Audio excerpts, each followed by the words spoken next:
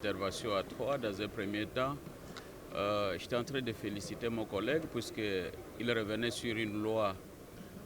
qui pratiquement n'avait pas été complétée en 2014, qui consistait non seulement à conceptualiser la conservation participative, mais en même temps reconnaître les droits de la population quant à ce qui est des dommages qui sont causés par la conservation de la nature. Et dans un deuxième temps, j'ai souligné le fait qu'il y a été créé des mécanismes pour résoudre des conflits éventuels qui interviendraient entre la faune et la population riveraine,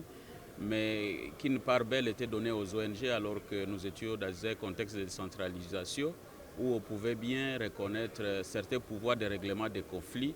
entre les riverains des parcs nationaux, des aires protégées et les responsables même de ces aires. Et à troisième lieu, j'ai félicité le collègue tout en soulignant qu'il était important de régler des problèmes de réparation quand les bêtes commettent des dégâts sur les humains, mais qu'il était aussi important d'innover dans le mécanisme de prévention, notamment à créer par exemple des haies, des fils électriques solaires, comme cela est fait dans le parc national de Virunga au Nord Kivu, où certaines bêtes qui envahiraient les populations locales se voient bloqués par une haie électrique qui les électrocute dans le cas où ces bêtes essayaient de sortir en dehors des aires protégées. Et donc voilà ce qu'a été mon intervention. Une loi très pertinente qui est à l'avantage de la population, mais au même moment pour une conservation apaisée.